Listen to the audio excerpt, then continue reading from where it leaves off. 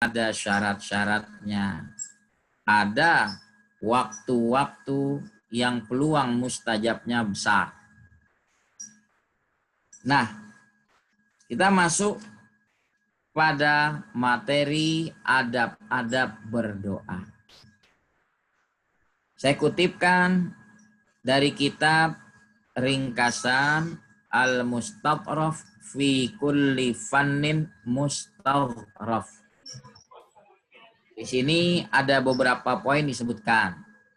Adab berdoa yang pertama, ayyakunad da'i mustaqbilal qiblah. Yang berdoa adabnya menghadap kiblat. Seperti halnya sholat, kita menghadap kiblat. Berdoa pun dianjurkan menghadap kiblat. Kecuali dalam kondisi-kondisi tertentu. Seperti khatib berkhutbah, tentu khatib berdoa seraya menghadapkan mukanya kepada jamaah. Itu kondisi tertentu saja.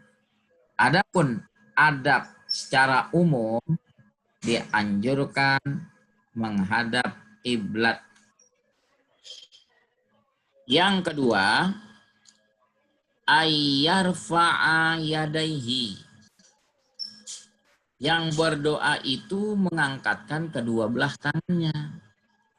Simbol butuhnya manusia kepada Allah Subhanahu wa ta'ala. Simbol meminta, tunjukkan mengangkat tangan. Contoh, sebuah hadis menyebutkan, innallaha rabbakum hayyun karim. Yastahi min abdihi idza rafa'a yadaihi ilaihi ayyaruddahuma sifron. Artinya, sesungguhnya Allah hidup, pemurah. Dia merasa malu terhadap hambanya apabila hambanya mengangkat kedua belah tangan kepadanya untuk ia tolak kedua tangan si hamba dengan hampa. Ini mengisyaratkan berdoa itu adab kedua, mengangkat kedua belah tangan, memohon kepada Allah Subhanahu wa ta'ala. Yang ketiga, wa ayyam sahabihima wajhahu. Dia usapkan kedua tangannya ke wajahnya selepas berdoa. Rasulullah Shallallahu Alaihi Wasallam karena idza madda yadaihi fit du'a lam yaruddahuma hatta yamsaha bihima wajhah. Adalah Nabi Shallallahu Alaihi Wasallam apabila menadahkan kedua tangannya saat berdoa, tidaklah Nabi kembalikan kedua tangan itu hingga terlebih dahulu ia usap mukanya dengan kedua tangan yang dipakai berdoa tadi. Adab yang keempat, yarfa'a basarahu ilas sama. Pandangannya ke langit. Itu kurang adab dalam berdoa. Berdoa itu menundukkan kepala, sorot mata ke bawah. Sebuah hadis menyebutkan, layan tahiyanna aqwamun an raf'i absarihim ila samai inda du'a aw la yakhfafannallahu absarahum. Nabi bersabda, sungguh berhentilah satu kaum dari mengangkatkan pandangannya ke langit saat berdoa, atau Allah sambar pandangan mata mereka. Ini mengisyaratkan hadis ini kurang adab bila mana seorang hamba mendongakkan kepalanya ke atas. Adab yang kelima, wa ayyakhfadad da'i sautahu bid du'a. Yang berdoa itu merendahkan suaranya saat berdoa. Allah Subhanahu wa taala perintahkan, ud'u rabbakum tadarru'an wa khufyah. Kamu kepada Tuhanmu dengan tunduk dan perlahan-lahan. Abi Abdurrahman Al-Hamadani berkata, saya sholat bersama-sama Abi Ishaq sholat subuh. Lalu selepas sholat, dia mendengar seorang laki-laki mengeraskan suara saat berdoa. Apa nasihat Abu Ishaq? Kun kazakaria idnada rabbahu nidaan khafiyya. Jadilah kamu seperti Nabi Zakaria saat dia berseru kepada Tuhannya dengan seruan yang perlahan. Adab yang keenam, wa yambaghi lid-da'i alla yatakallaf wa ayyatiya bil kalamil matbu'i ghairil masju'. Seyogianya yang berdoa jangan memaksakan kata-kata. Silahkan dia datangkan kalimat yang sewajarnya tanpa harus bersajak dengan memaksa-maksakan diri. Iyyakum was-saj'a fid du'a. Berhati-hati kamu berpuisi dalam berdoa. Bihasbi ahadikum ayyaqula. Cukup seorang kamu mengatakan Allahumma inni as'alukal jannata wa ma qarraba ilaiha min qaulin wa amal. Wa a'udzubika minan nar wa ma qarraba ilaiha min qaulin wa amal. Ya Allah, sesungguhnya aku memohon kepadamu surga dan apa yang dapat mendekatkan kepada surga, baik itu ucapan maupun perbuatan. Aku berlindung denganmu dari neraka dan apa yang bisa mendekatkan ke neraka, baik itu ucapan atau perbuatan. Ini Nabi memberi contoh, berdoalah sewajarnya dengan kata-kata yang tanpa harus dipaksa-paksakan supaya terkesan puitis. Berbeda halnya kalau seseorang berdoa memang murtajal, spontanitas tanpa dipaksakan. Sebagian ahli ilmu menyebutkan ud'u bilisanil dhillati wal ihtiqar wala tad'u bilisanil fasahati wal intilaq. Berdoalah kamu dengan lidah kehinaan dan butuh. Tidak perlu kamu berdoa dengan lidah kefasihan, maksudnya memaksa-maksakan kata-kata. Ma'asyiral muslimin rahimakumullah.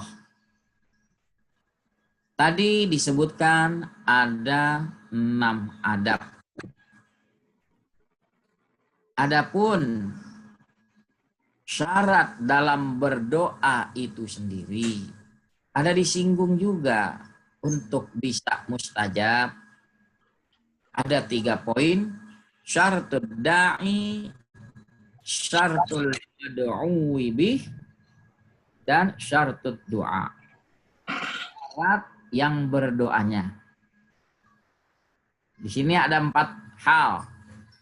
Bagi yang berdoa syaratnya ayyakuna muqinan. Dia mesti yakin. Gak ada yang sanggup untuk memenuhi permohonannya, hanya Allah saja. Yakin. Ud'ullaha wa antum muqinuna bil ijabah. Kata Nabi, berdoalah kamu kepada Allah sedang kamu yakin diperkenankan. Seperti dikutip di ayat pertama tadi, wa idza sa'alaka ibadi anni fa inni qarib ujibu da'watad da'i idza da'a.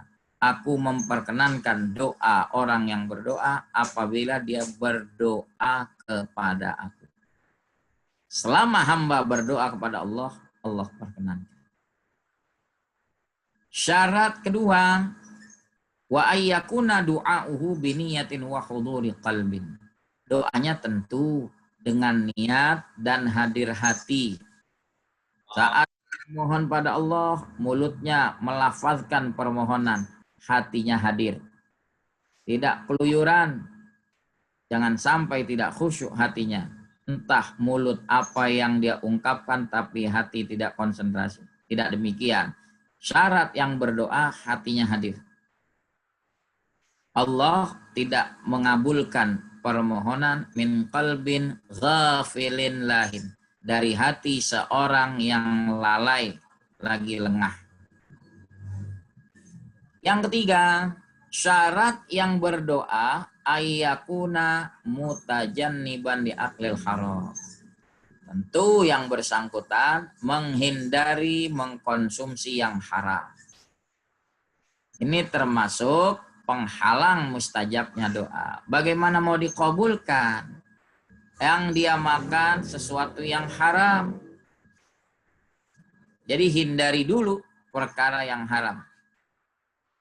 Yang keempat, wa alla yamalla minat doa. Jangan jemu-jemu dalam berdoa. Jangan berkata, sudah berkali-kali aku mohon pada Allah tidak kunjung dikabulkan. Jangan. Contoh Nabi Zakaria yang mendambakan anak. 40 tahun Nabi Zakaria berdoa, baru Allah kabulkan istrinya hamil, padahal dalam usia tua. Artinya Nabi Zakaria tidak jenuh-jenuhnya memohon kepada Allah. Itulah syarat yang berdoa. Yakin, hatinya hadir, menghindari memakan yang haram, dan tidak jemu-jemunya berdoa. Sekarang isi doa itu sendiri ada syaratnya juga. Al-mad'uwi bih. Apa syarat isi doanya? Tentu yang diminta minal umuril jaizatit talaq wal fi'il. Termasuk perkara yang diperbolehkan diminta menurut syariat. Saya kasih contoh. Perkara yang diperbolehkan. Tadi di dalam hadis yang kami kutip, malam yad'u bi ismin, selama tidak meminta unsur dosa. Wa qati'ati rahim, tidak meminta memutuskan silaturahim. Seumpama kalau seorang laki-laki berdoa, ya Allah, jadikan aku wanita. Ini tidak dibenarkan dalam syariat. Jadi isi doanya nggak benar itu. Ya Allah, aku ingin menjadi nabi. Ya nggak benar. Dalam syariat, nabi penutup adalah Nabi Muhammad SAW. Bagaimana mungkin dia berdoa ingin menjadi nabi? Jadi isi doa yang diperbolehkan menurut syariat. Silahkan. Kalau dia berdoa, mudah-mudahan judi yang saya pasang keluar, saya jadi pemenangnya. Walaupun dia berdoa di malam Jumat, malam mustajab, tapi isi doanya tidak sejalan, tidak dibenarkan. Kalau seorang tidak jujur, dia berdoa, mudah-mudahan harta yang saya ambil, yang saya korupsi menjadi berkah. Tidak benar, karena zatnya itu memang sudah diharamkan. Bagaimana mungkin menjadi berkah? Kita lanjut kepada syarat doa itu sendiri. Ayyakuna saliman minal khata' wal mihan. Wallahan, maaf. Doa itu mesti selamat dari kesalahan. Dalam melafalkan doa, jangan sampai ada kesalahan. Makanya bagi yang berdoa dengan mengutip ayat Al-Quran ataupun doa dari Nabi, betul-betul dengan lafal yang fasih. Atau doa-doa dari ulama-ulama, ungkapkan dengan kefasihan lidah. Bahasa Arab sensitif, salah melafazkan bisa berbeda arti. Saya beri contoh. Ada doa yang biasa dibaca sesudah sholat tarawih, dikenalnya doa kamilin. Allahumma ja'alna bil imani kamilin. Ada di antara rangkaian doanya, memohon jadikan kami di dunia orang yang zuhud, wa fit dunia zahidin, dengan hak. Tapi kalau salah melafalkan, wa fit dunia jahidin, ini dari kalimat jahada yajhadu ingkar. Fatal maknanya jadi berbalik. Jadikan kami di dunia orang-orang yang ingkar. Tentu kita tidak mau ada kesalahan dalam melafalkan doa. Jadi ungkapkanlah doa dengan lafaz yang fasih. Ma'asyiral muslimin rahimakumullah, sebagai penutup. Ada waktu-waktu doa yang peluangnya besar untuk diijabahkan. Doa kapan saja, silahkan. Tapi di sini ada auqatud doa, doa-doa, waktu-waktu untuk berdoa yang peluang mustajabnya besar. Di antaranya waktu sahar, di waktu sahur. Wa waktul fitri fisyam, waktu berbuka puasa. Menjelang waktu berbuka, itu saat mustajab.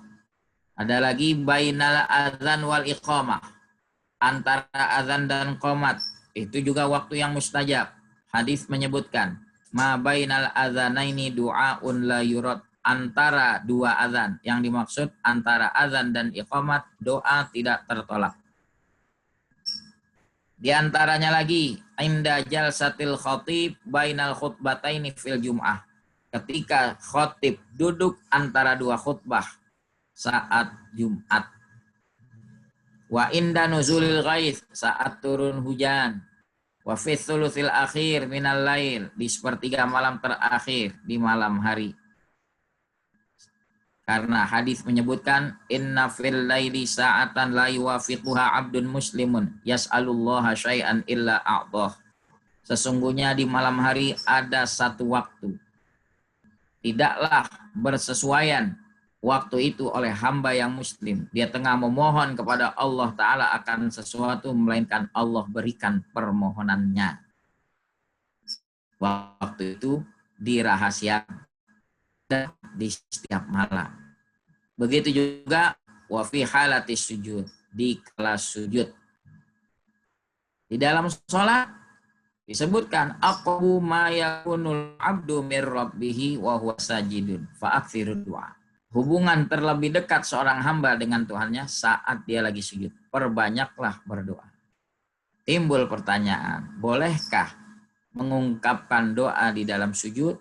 Boleh, selama dengan lafaz yang sama, lafaz berbahasa Arab.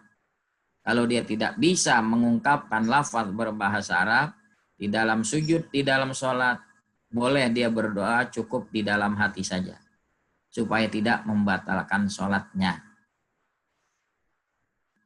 Itulah saat-saat yang mustajab. Semoga dengan pembahasan kita bertambah hasanah keilmuan kita, jadi semakin tahu adab-adab berdoa, sehingga peluang mustajabnya makin besar. Hadanallah wa iyyakum ajma'in. Subhanakallahumma wa bihamdika asyhadu an la ilaha illa anta astaghfiruka wa atubu ilaik. Wa sallallahu ala nabiyyina Muhammad wa ala alihi wa sahbihi wa sallam. Walhamdulillahi rabbil alamin. Assalamualaikum warahmatullahi wabarakatuh. Waalaikumsalam warahmatullahi wabarakatuh. Silakan jamaah yang ingin bertanya bisa langsung bertanya oleh Ustaz.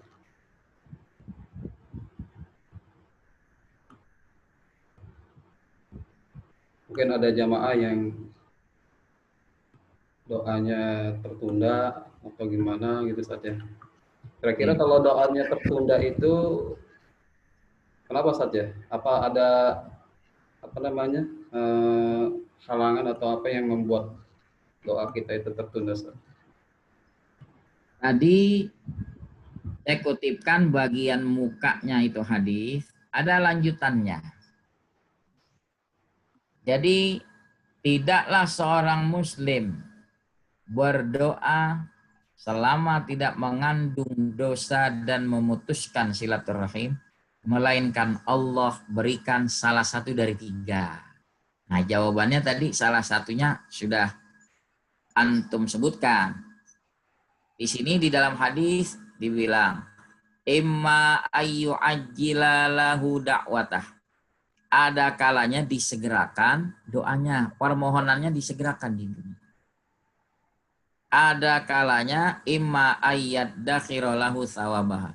Allah simpan, bukan ditunda, disimpan pahala doanya dia untuk dia nanti di hari kiamat.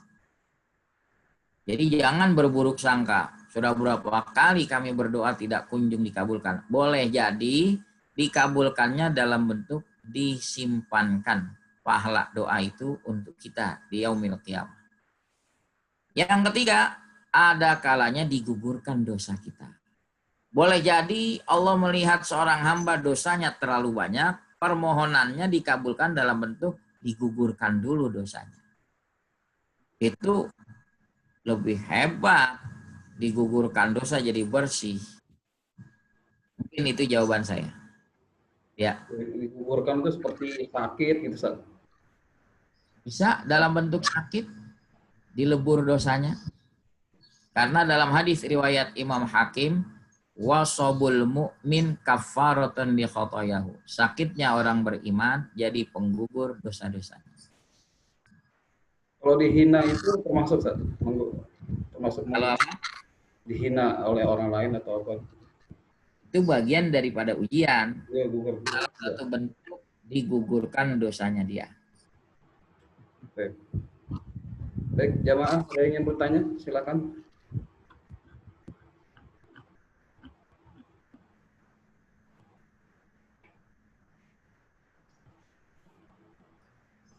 Jamaah, silakan. Ada yang ingin bertanya? Baik. Sepertinya udah paham semua untuk terkait dengan doa. Ya, insya Allah mudah-mudahan doa-doa kita dijawab oleh Allah Subhanahu Wa Taala. Assalamualaikum. Wabah juga. Assalamualaikum. Oh, Pak Jajang, silakan Pak Jajang. Ustadz, nanya dong, Ustadz. Ya, silahkan. Kadang-kadang kita kan berdoa dipimpin sama Ustadz ya Pak ya. Ya. Nah, kita kan ngikutin aja tuh biasanya kan.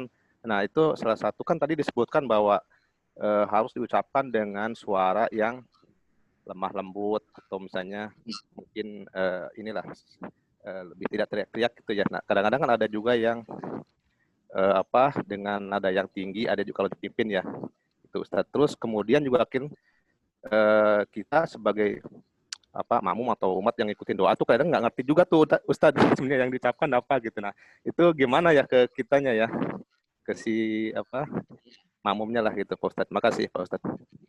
Tolok ukur perlahan itu dikembalikan kepada huruf, bukan pandangan subjektif kita. Contoh, kalau seorang dia memimpin doa, dia mengerti, barangkali di antara jamaah tidak mampu melafazkan doa itu, maka si makmum cukup mengaminkan. Bagaimana? Apakah tergolong doanya itu dengan suara keras? Kalau suara keras kita bisa menilai, kalau sampai berteriak-teriak itu masuk kategori keras. Kalau dengan pengeras suara, dia tidak berarti mengeraskan suara, memang ada mikrofon yang membantu mengantarkan suara terdengar ke belakang, supaya si jamaah cukup mengaminkan saja. Itu tujuannya untuk membantu memudahkan. Kalau di antara jamaah dia punya hajat khusus, berarti dia hanya bisa mengungkapkan, memohon sendiri tanpa harus mengaminkan. Misalnya dia punya hajat tersendiri, hanya dia yang tahu persoalan dirinya, dia mohon pada Allah, silahkan juga. Wallahu a'lam. Begitu. Oke, pada chat dari Terima kasih Pak Ustadz. Terima kasih. Terima kasih Pak. Ada chat dari Mbak Niken Kartikasari. Apakah dalam berdoa harus membaca surat atau ayat tertentu dulu, baru meminta apa yang kita mau? Bagus pertanyaannya. Di antara salah satu adab juga dalam berdoa, awali dengan 3 hal. Basmalah, hamdalah, dan sholawat. Begitu pula saat menutup doa dengan sholawat dan hamdalah. Ibarat kita mengirim sepucuk surat, ya tentu ada alamat yang dituju, ada perangko, dan ada stempel pos. Insya Allah sampai. Tapi alamat yang dituju ada, tidak ada perangko, stempel pos pun nggak ada. Barangkali nggak sampai. Kira-kira analoginya begitu. Jadi bagus sekali kalau berdoa itu diawali dengan basmalah, hamdalah, dan sholawat. Wallahu a'lam. Mbak Bode silakan. Assalamualaikum Pak Ustadz. Waalaikumsalam. Boleh tanya, kalau misalkan kita berdoa selesai sholat itu harus terperinci atau doanya tetap berulang-ulang atau kita harus terperinci gitu loh dari doa-doa tersebut? Maksud terperinci gimana, Mbak?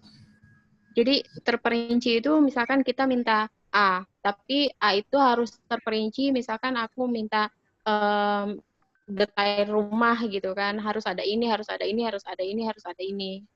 Apakah seperti itu atau hanya cukup maksudnya cukup menyebutkan saja, tidak harus terperinci gitu loh doa tersebut? Boleh diperinci, boleh secara garis besar. Boleh diperinci dalam kondisi tertentu, dalam konteks dia tunjukkan kebutuhan yang sangat mendesak sekali untuk ditangani oleh Allah Ta'ala. Hanya Allah saja yang mampu memberikan jalan keluar. Dia rincikan. Boleh dalam kondisi yang lain, dia cukup mengungkapkan, ya Allah berikan saya hunian yang nyaman berkah. Sudah cukup.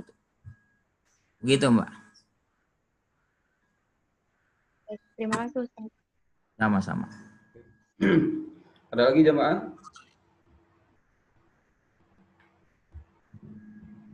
Oke, ada lagi? Kalau tidak ada kita tutup ya.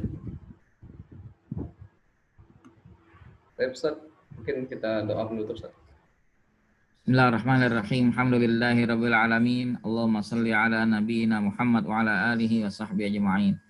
Allahumma aftah masami'a qulubina li dzikrika warzuqna ta'ataka wa ta'ata rasulika wa amalan bi kitabik.